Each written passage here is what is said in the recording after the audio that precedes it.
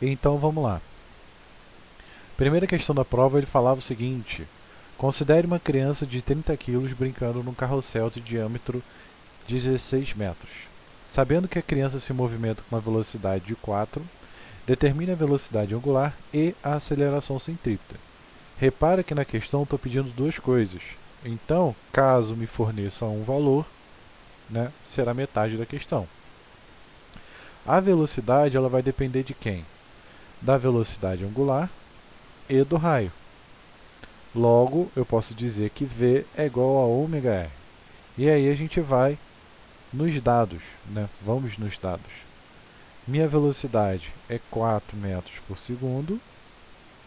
Temos que o nosso raio, quem é o raio? O raio é 2 vezes o diâmetro. Aham. Então, o que significa? O raio ele é metade do diâmetro, ou seja, é a mesma coisa que eu pegasse 16 e dividisse por 2, ou seja, eu vou ter 8. Então, 8 metros. E aí agora é só substituir para poder achar minha velocidade. Ou seja, minha velocidade ela vai ser 4, o meu raio é 8, então a minha velocidade angular, passo para o outro lado dividindo, é exatamente igual a 4 dividido por 8. 4 dividido por 8 é 0,5.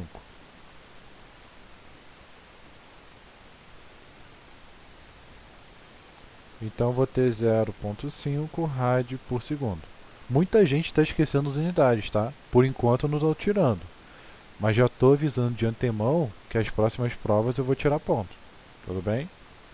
Então, a partir daí falta calcular quem? A aceleração centrípeta, que ela é a velocidade ao quadrado dividido pelo raio. Ou seja, minha velocidade ao quadrado, eu já tenho ela, que é exatamente 4, então 4 ao quadrado, dividido pelo meu raio, que é 8. Ou seja, 16 dividido por 8, 2 metros por segundo ao quadrado. Então essas aí são as duas respostas para a minha questão. Certo, gente? Então, vamos para a nossa questão 2. Ele fala: considere o mesmo problema anterior. Então, uma criança de 30 brincando com um carrossel, sabendo que a criança se movimenta com velocidade 4, ou seja, os mesmos dados, determine a força centrípeta. Então, quem é a minha força centrípeta? Minha força centrípeta, ela nada mais é do que a massa vezes a aceleração centrípeta. A aceleração centrípeta eu já achei no exercício anterior. Então eu tenho o quê? Minha força centrípeta é igual a massa vezes a aceleração centrípeta. Como eu já achei a massa de 30, então é só fazer 30 vezes 20. Ou seja, de 30 vezes 2, na verdade. Então eu vou ter que a força exercida ali pela criança é de 60 newtons. Tudo bem?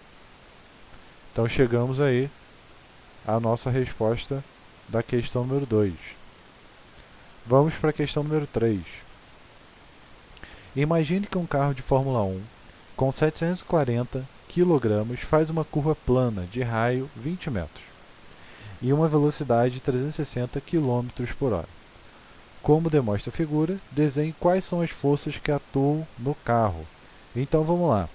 O desenho de algum de vocês ficou um pouco confuso na hora de tentar identificar, né, que vocês acabaram botando no mesmo plano e tudo mais. Mas qual é a ideia? Eu sempre vou ter minha força-peso apontada para baixo. Como ele está empurrando o chão, eu vou ter a minha normal que vai estar apontada para cima. E na direção da curva, teve gente que errou e botou para fora, isso está errado. Na direção da curva eu vou ter minha força centrípeta e o meu atrito também. Então minhas quatro forças elas vão estar exatamente nesse sentido. Então quem esqueceu de algum deles ou acabou trocando algo do tipo, eu acabei tirando algum pontinho. Então meu peso ele fica aqui para baixo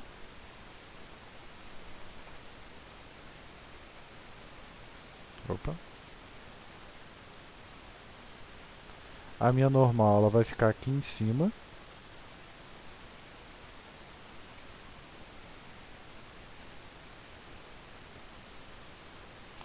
Eu vou ter então aqui a minha força de atrito e a minha força centrípeta.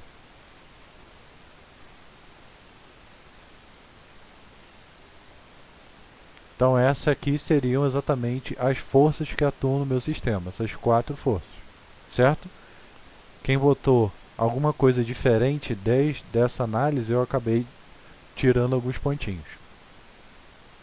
E aí temos a questão número 4. Considere a questão anterior, seja exatamente o que está aqui na questão 5, né? Qual é a força que está sendo exercida sobre o carro de Fórmula 1 que impede que ele seja jogado para fora da curva? A força, ó, o que está gerando, o que está na mesma direção da minha força centrípeta, é a minha força de atrito, ou seja, minha FAT. Então a resposta para esse cara é só falar que é a força de atrito. Ou em outras palavras, é a FAT. Né? Acho que teve algumas provas que alguém botou que era normal, mas a normal é o efeito da minha força de atrito. Mas ela não é a resposta. A resposta é a força de atrito. E aí, com esse análise, a gente faz a questão número 5. Com base nos dados da questão, né, mesmo os valores lá, qual é o valor da aceleração centrípeta e a força centrípeta? Então, a aceleração centrípeta, a gente sabe o quê? Que é a velocidade ao quadrado dividido pelo raio. E aí, como que eu vou calcular esse cara? O meu raio, eu já sei que é 20. E a minha velocidade é 360. Só que aqui, ó, tem alguns dados que teve pessoas que erraram. Quando a minha velocidade é 360 km por hora, eu não posso deixar em km por hora. Eu tenho que dividir para metros por segundo.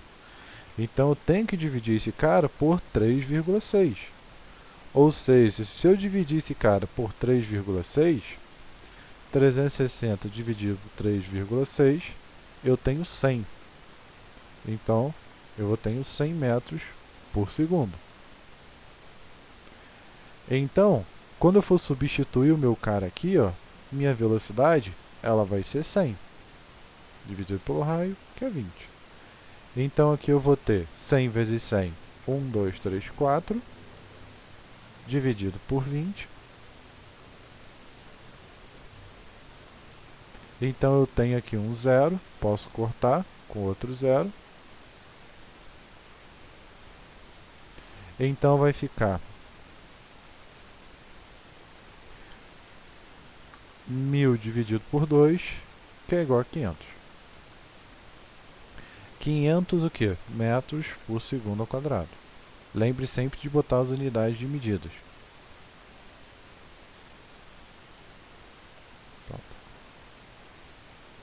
Então a gente achou aqui a nossa primeira resposta, que é exatamente a aceleração centrípeta. Agora falta força centrípeta. Quem é a força centrípeta? A força centrípeta é exatamente a força que se contrapõe a esse cara. Quem é a força que se contrapõe à força centrípeta? Já dei para vocês a dica na questão número 4. Ó. É a minha FAT, minha força de atrito. Então agora é só fazer um igual ao outro. Ou seja, quem é a minha FAT? A minha FAT é o normal vezes o coeficiente de atrito, né?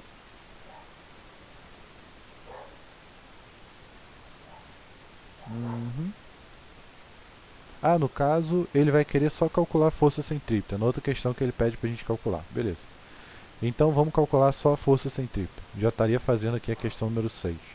Então minha força centrípeta é a massa vezes a aceleração centrípeta. Dá para ver, né? Embora eu tenha montado bastante questão na prova, todas elas são lineares, ou seja, é só seguir o roteiro que você consegue fazer todas elas. Quem é a minha massa? Minha massa ela vai ser 740. Quem é minha aceleração centrípeta? 500. Ou seja, se eu multiplicar um pelo outro, 740 vezes 500, eu tenho 370 mil. Então, 370, 1, 2, 3 newtons. Então, minha força centrípeta vai ser exatamente esse cara. Ou seja, achei as minhas duas respostas. Certo, gente? Até então nada diferente do que a gente está vendo. Só que a única diferença é que na prova eu coloquei um passo a passo, né, para a gente ir definindo passo a passo cada questão. E aí vamos para a questão número 6, que ele pergunta qual deve ser o valor mínimo, ou o valor máximo, né, do coeficiente de atrito para que o carro faça curva na pista. Quando eu pedi ali o coeficiente mínimo, porque se eu tiver um coeficiente muito alto, ele pode ficar muito preso, né, na pista, né, ou ele pode acabar derrapando, né? Qualquer valor menor do que ele pode acabar saindo da pista. Ou ele pode acabar fazendo a curva demais, né? Sei lá, vai saber. Então, como que eu vou fazer? Qual é a força que se contrapõe à minha força centrípeta? Ele já disse pra gente, ó, valor do coeficiente de atrito, que é a resposta da questão número 4. Então, eu já tenho que minha força centrípeta é esse cara. E aí, o que eu vou fazer? A força que se contrapõe à força de atrito é a minha faixa. E quem é minha faixa? A minha faixa, ela é a normal. Fala, Enzo.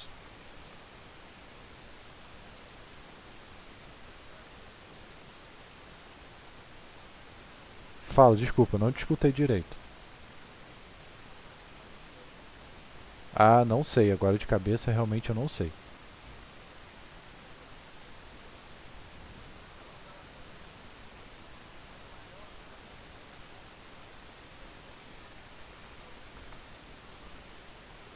Eu tenho que ver ali com calma para ver qual que é qual.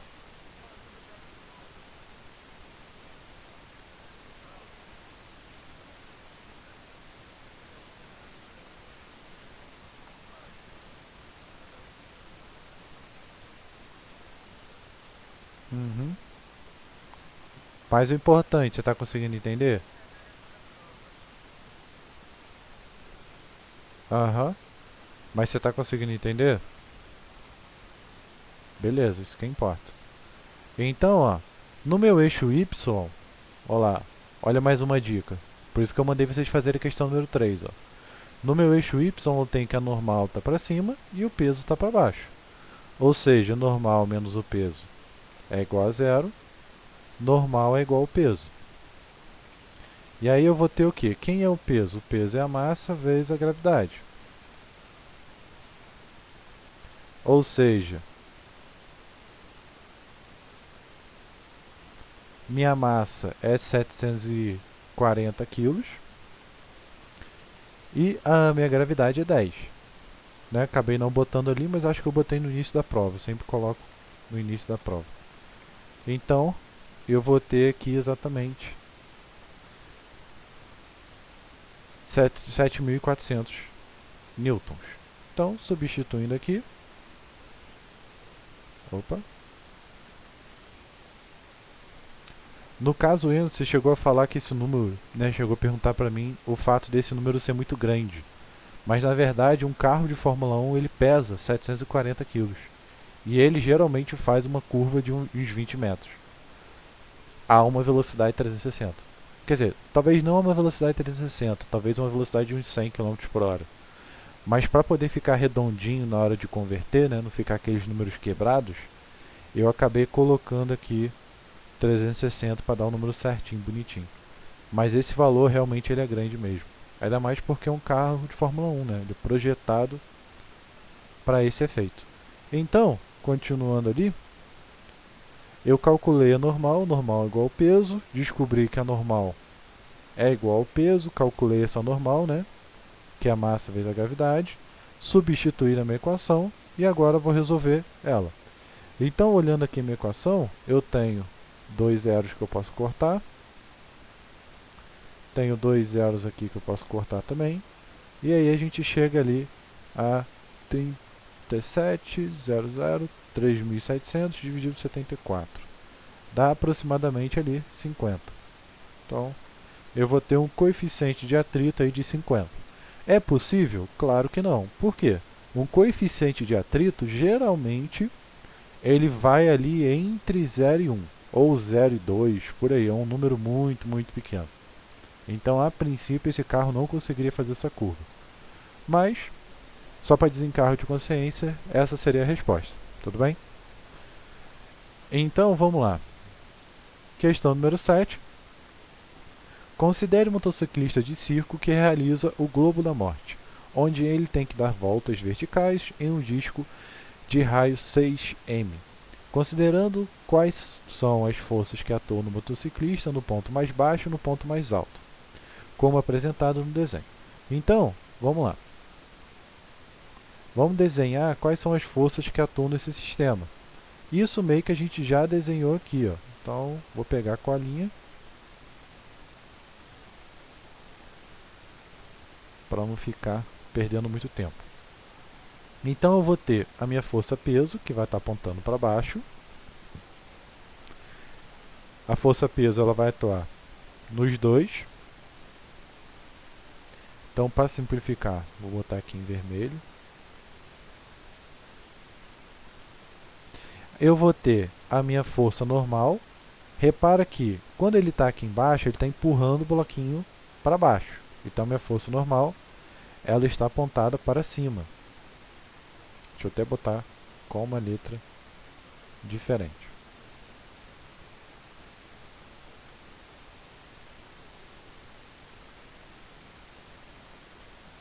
Então, eu vou ter que a minha normal, vou botar um N para a gente simplificar aqui.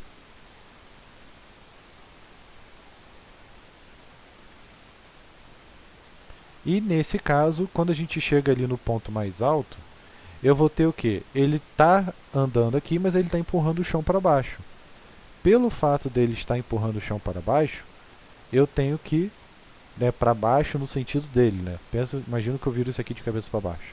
Eu tenho que a minha normal, ela também vai ser apontada para baixo, né? Isso a gente chegou a ver lá na nossa revisão para a prova. Então esse cara também vai estar apontado aqui para baixo.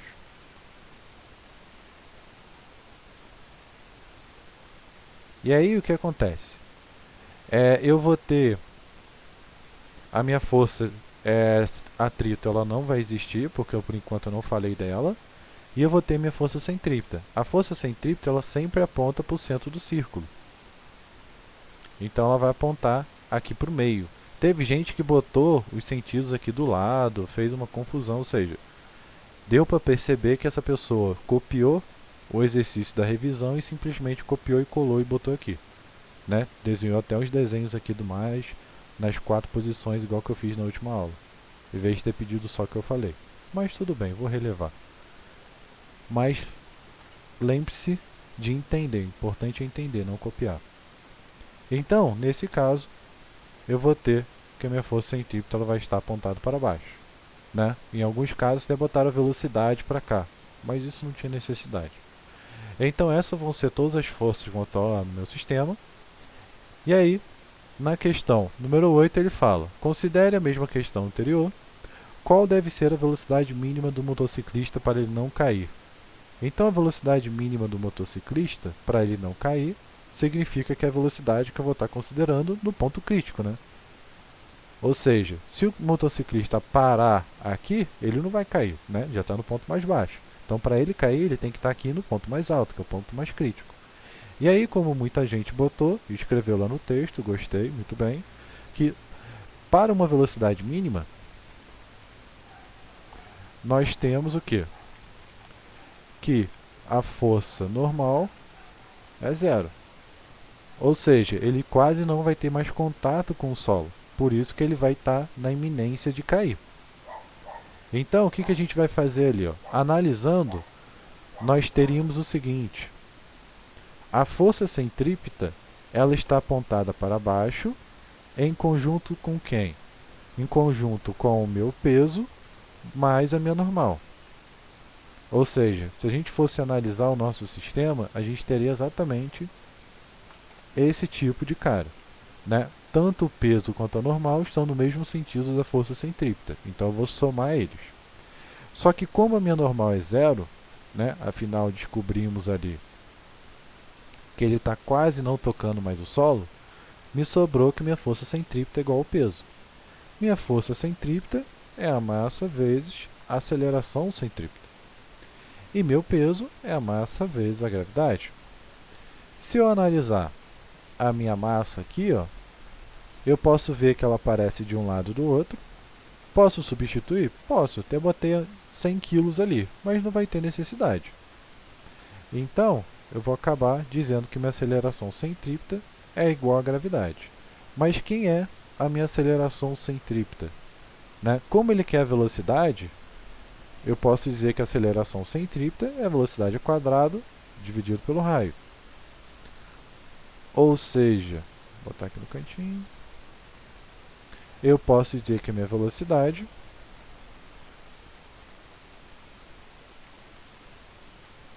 ao quadrado, passo o raio para o outro lado multiplicando, é o raio vezes a gravidade. Em outras palavras, vai ser a raiz desse cara.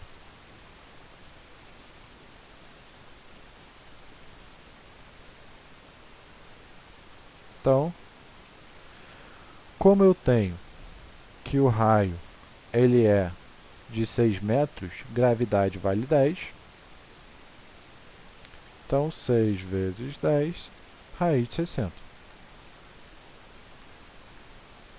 Caso queira simplificar, pode simplificar também, sem problema.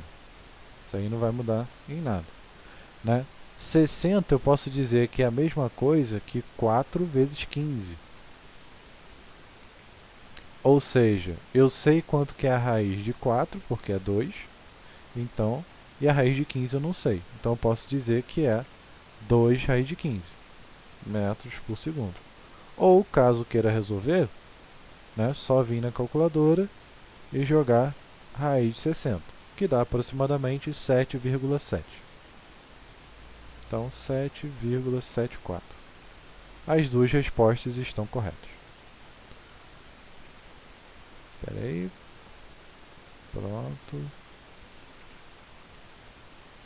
Tá.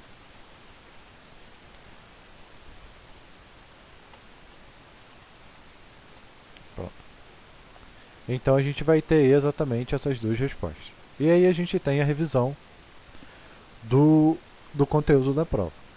E aí, já que temos algum tempinho, qual é o conteúdo que a gente vai ver agora? O conteúdo que a gente vai ver agora é exatamente o conteúdo do livro, que é o capítulo 6, sobre trabalho.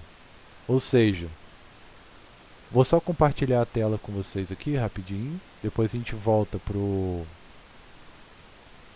Não... Depois a gente volta ali para pro coisa. Se eu não me engano é esse aqui. Pronto. Então, o que acontece ali? Ó? Eu estou compartilhando o livro para vocês terem uma noção do que a gente vai começar a ver agora. Ou seja, a gente está vendo exatamente essa página, página 290 do livro, que é o capítulo 6, que é onde a gente vai lidar com potências, certo? Então, quem tiver o livro aí e quiser pegar ele, para a gente poder acompanhar, né, rapidinho a gente descobre esse conceito aqui. Enquanto isso, eu vou mostrar, a gente volta ali pro PowerPoint, e eu vou mostrar ali o que a gente estava vendo. Então pronto, já estou compartilhando de novo. Então a gente está vendo essa parte de trabalho, que é a parte do capítulo 6, página 290. E aí, qual é a definição de trabalho? O que significa trabalho, para quem está acompanhando aí o livro? Trabalho, ele nada mais é do que uma energia gasta realizada por uma força. Ou seja, sempre quando você exerce uma força, você vai gastar uma energia. Basicamente, esse é o conceito. E aí, por um exemplo bem simples. Imagina que você vai empurrar um objeto, né? Ou seja, imagina que você vai empurrar um objeto. E aí o que acontece? Se você for empurrar esse objeto por, sei lá, 10 metros, por 50 metros, por 1 quilômetro, uma hora você vai se cansar. Ou seja, você se cansa por quê? Porque você gastou energia para empurrar esse objeto. Por isso que você está cansado. Então eu posso dizer o quê? Que o fato de eu exercer uma força sobre esse objeto, isso me consumiu energia, certo? Então, o trabalho, ele nada mais é do que essa energia gasta para realizada por essa força. Em teoria, basicamente esse é o conceito do trabalho. O trabalho, a gente utiliza essa letra tal aqui, ó. Tudo bem? Eu posso utilizar o T de trabalho, como eu posso utilizar o W também. Ou seja, o trabalho, ele é essa letra. Deixa eu só aumentar aqui. Vou botar um pouquinho maior. Então, meu tal, ou o W, ou o T, né? T de trabalho, W de work, né? Mas na física a gente utiliza o tal. Se eu não me engano, o próprio livro, ele lida com a letra tal. Ele lida com a letra tal. E aí, o que a gente tem? O trabalho, ele vai ser o quê? Ele vai ser a força que foi aplicada vezes a distância com que ela foi aplicada. Isso vezes um cosseno de um ângulo.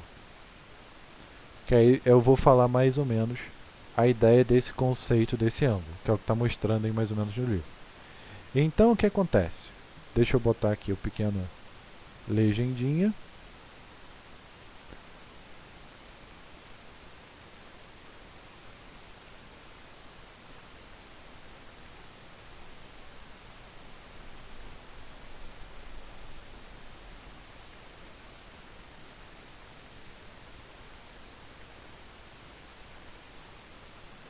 O trabalho, ele é dado em energia, e energia é dada em joule, que é um J. Basicamente, essa é a unidade de medida do trabalho.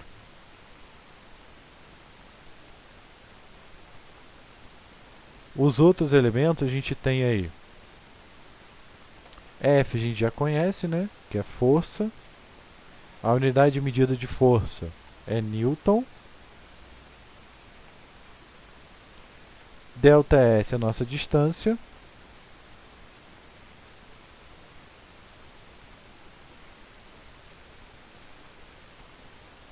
Que é dada em metros. E aí, qual é a grande sacada?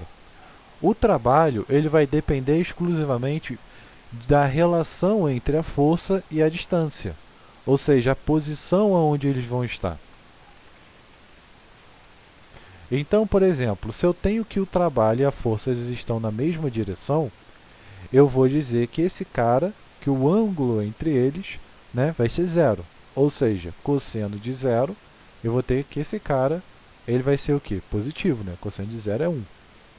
Mas se eu tiver com uma posição diferente, né, por exemplo, aqui, ó, deixa eu pegar um exemplo, colocar aqui.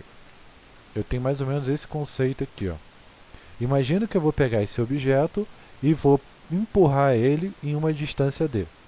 O ângulo que eu estou analisando é o ângulo entre a minha distância e a minha força. Basicamente é isso que eu tenho, né? Analisando ali o livro, a gente tem esse efeito aqui. E aí a gente tem algumas condições, que é o que eu vou pegar aqui uma fotinho bonitinha.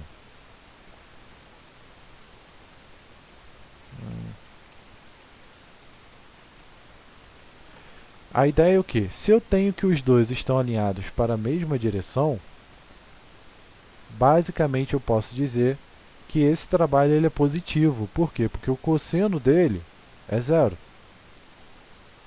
Então eu vou ter ali que meu trabalho ele vai ser só força vezes a distância. Se eu tenho que eles estão em sentidos contrários, eu vou ter o quê? Eu vou ter que esse cara é um trabalho negativo.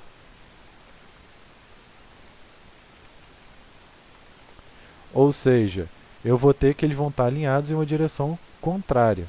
Então aqui, ó.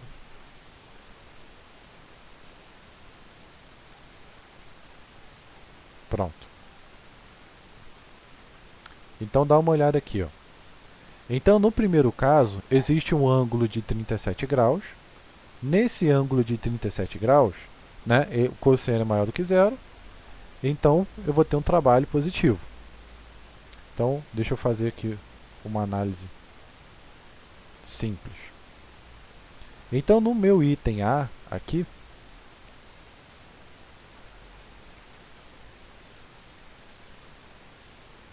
eu vou ter o quê? Eu vou ter que meu trabalho ele vai ser positivo, né? Porque o ângulo está entre 0 e 90.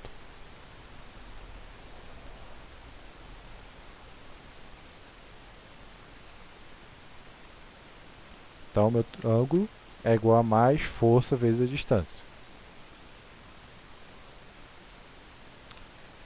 Vou botar o cosseno aqui pronto, de 37, só para a gente ter uma noção.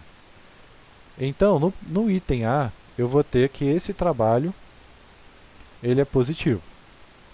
E aí, no meu item B, eu vou ter o mesmo caso, né? Eu vou jogando os cossenos aqui. Mas o que eu quero mostrar para vocês é o caso aqui, por exemplo, do meu item C. No meu item C, o ângulo ele é zero. Pelo fato do ângulo ser zero, eu posso dizer que esse cara ele é positivo, ou seja, só força vezes distância. Né? Cosseno de zero é 1. No meu item D, que é um item interessante, quanto que é o cosseno de 90? Cosseno de 90, ele vale quanto? Ele vale exatamente zero. Ou seja, o trabalho desses caras é zero.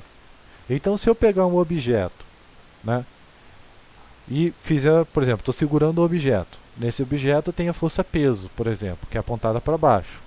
Se eu estou segurando esse objeto, existe a minha força, que é como se fosse uma força normal, que está apontada para cima. Quando eu me desloco no eixo X, repare, eu estou exercendo uma força em Y, só que eu estou andando em X. O ângulo entre essas forças é 90. Em outras palavras, o trabalho que eu estou gastando, ele é zero. Então, no segundo caso, a gente tem ali no item E que, como eu tenho um ângulo de 180, eu vou ter exatamente que esse cara ele vai ser cosseno de 180 menos 1, então eu tenho que o trabalho desse cara ele é negativo. Tudo bem? Dúvidas até então? Quais são os pequenos detalhes que a gente tem que ter? No caso do A, no caso do C, eu tenho que o trabalho é positivo, ou seja, eu tenho que a energia é uma energia geradora, ou seja, você está gastando energia, né, para poder mover esse sistema. Já no outro caso, quando eu tenho da letra E, você está parando ele, ou seja, o corpo está diminuindo a velocidade. Então pensa aqui, como se você estivesse puxando um bloco, ou seja, o carro está acelerando, é o caso da letra C. Está parado, está começando a se mover. Então o motor está gerando essa força. No caso da letra E, eu tenho uma força contrária a esse cara, ou seja, é como se ele estivesse freando. Né? O carro está se movendo, você está exercendo o freio e está diminuindo essa velocidade. Em teoria, é esse conceito que a gente vai ter. Mas moral da história, a gente sempre vai fazer essa análise com força vezes distância. Então, seguindo ali a parte do livro, deixa eu ver aqui, pelo menos a gente faz, dá para fazer um exercício pelo menos, só para não ficar tão solto. Com relação a essa parte, eu posso ter o trabalho da força-peso, posso ter o trabalho da força elástica, que são coisas que a gente vai ver ao longo da aula, né? Que aí eu especifico melhor, mas pelo menos uma questãozinha para a gente terminar. Aqui, ó. Então eu vou fazer com vocês essa questão aqui da página. Abram aí o livro, página 296, P138. Então, 296, P138. Quem tiver com o livro,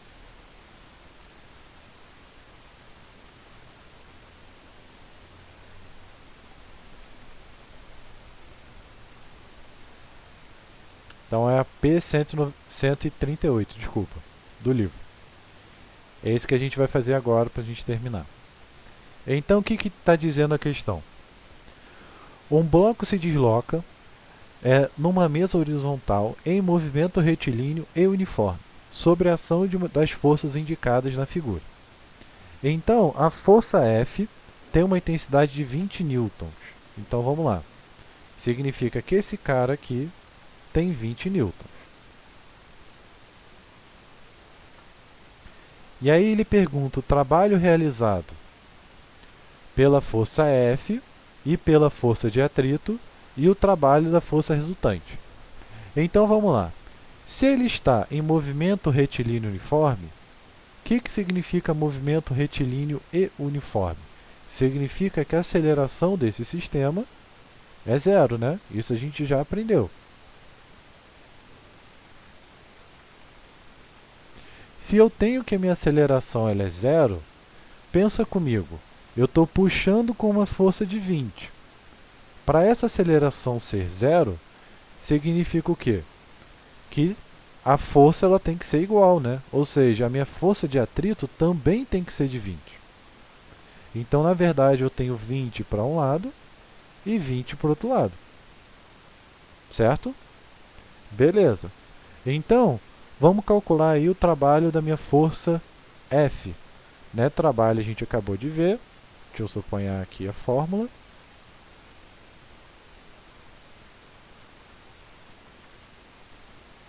Trabalho a minha força vezes minha distância, vezes o cosseno aí do meu ângulo. Então, vamos lá. Vou botar a formulinha aqui no cantinho. Então, meu trabalho da minha força F1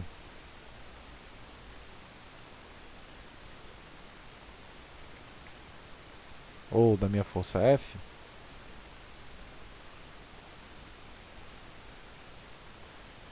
então, vamos lá. No trabalho da minha força F, qual o valor da minha força? Ela vai ser 20. Qual o valor da minha distância? 2. Qual é o ângulo entre a minha força e a minha distância? O ângulo é o quê? É zero, né? Cosseno de zero. Ou seja, cosseno de zero é 1. Então, esse cara vai dar quanto? 40 joules. Então, já descobri que o trabalho da minha força F é 40 joules. Aí, agora vamos calcular o trabalho da minha força de atrito, né? Da minha FAT. Então, da minha FAT ela está no sentido contrário da minha força. Então, o cosseno é de 180. Quanto que é o cosseno de 180? Menos 1. Então, esse cara vai dar quanto? Vai dar menos 40. Beleza. Agora, o que eu tenho?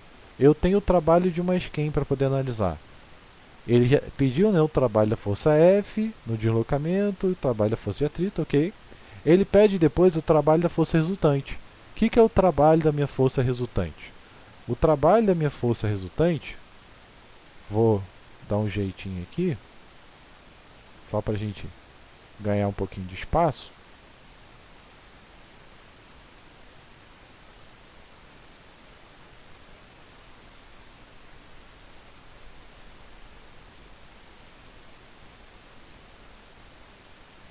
O trabalho da minha força resultante é o trabalho da soma de todas as forças. Ou seja, vai ser o trabalho da minha força peso e da minha força normal, que eu também tenho que calcular. Então, vamos calcular cada um deles? Então, deixa eu botar aqui no cantinho.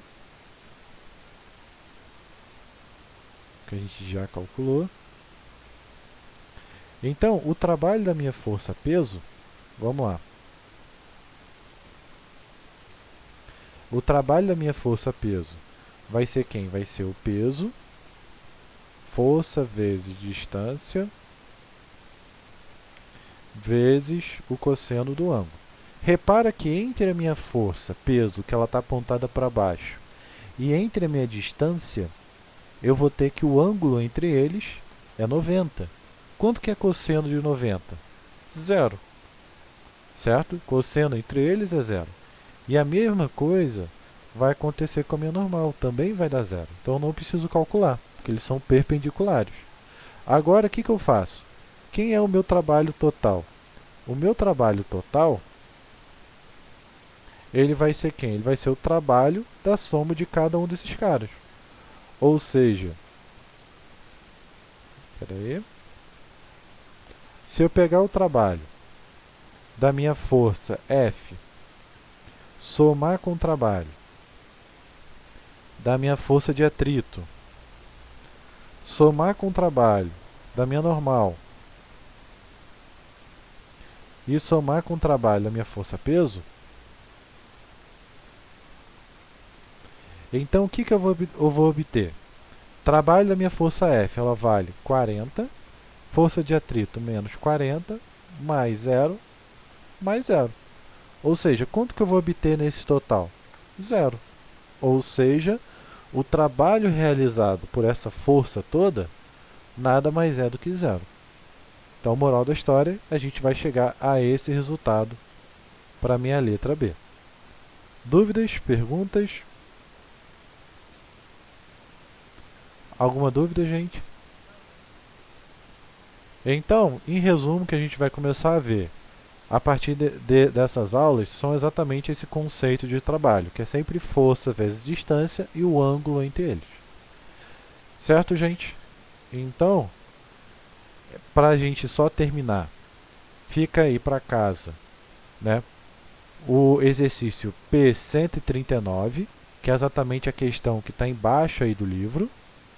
Ou seja, a gente fez o P138, para casa o P139. Tudo bem? Uma questãozinha só para memorizar, que aí a gente corrige na próxima aula. Então, só reforçando, página 296, questão P139. Tudo bem? Então, terminamos por aqui. Certo, gente? Tudo bem? Perguntas?